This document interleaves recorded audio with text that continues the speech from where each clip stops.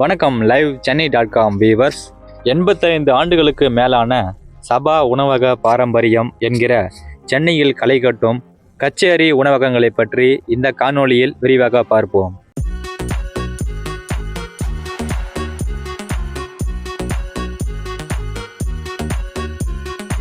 சென்னையில் இசை திருவிழா களை கட்ட தொடங்கிவிட்டது.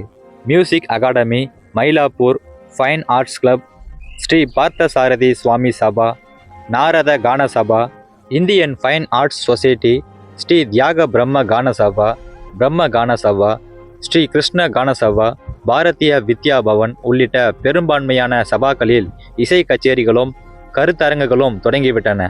செவிக்கு உணவுடன் வயிற்றுக்கும் உணவு கிடைத்தால் இசை ரசிகர்களுக்கு கொண்டாட்டம்தான். சென்னை இசை விழாக்களின் பாரம்பரியம் 1930களில் தொடங்கியது. மெல்ல மெல்ல 1940களில் கச்சேரி நடைபெறும் இடங்களில் உணவகங்களும் உருவாக தொடங்கின. சென்னையில் சபா உணவக பாரம்பரியம் 85 ஆண்டுகளுக்கு மேலாக உள்ளது என்றே சொல்லலாம்.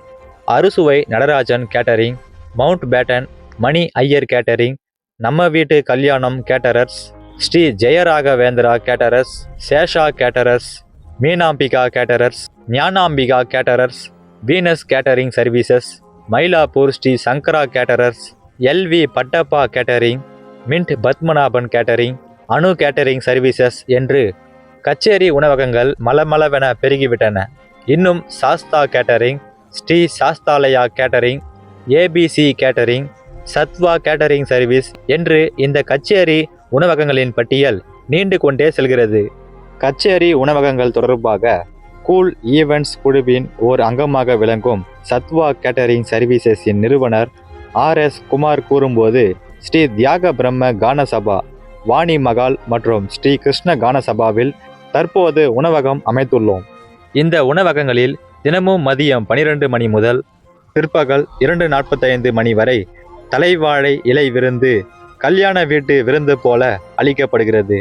மாலை 4:30 மணி முதல் 6:30 மணி வரை ஸ்வீட், பஜ்ஜி, பல்வேறு விதமான வடை வகைகள் வழங்கப்படுகின்றன.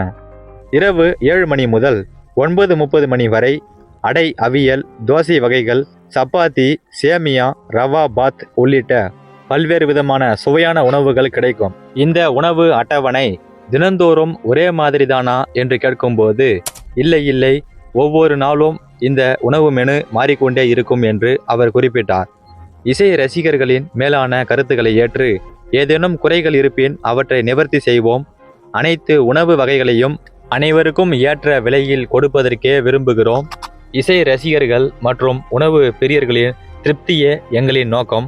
எங்கள் உணவு அரங்கில் இசை கச்சேரி, சாப்பாட்டு கச்சேரியுடன் நடைபெறும் அரட்டை கச்சேரியும் சுவாரஸ்யம்தான் என்று அவர் குறிப்பிட்டார். சென்னையில் களை கட்டும் இந்த கச்சேரி உணவகங்களை பற்றிய உங்களது கருத்துக்களை இந்த காணொளியின் கருத்து பக்கத்தில் தெரிவிக்கவும்.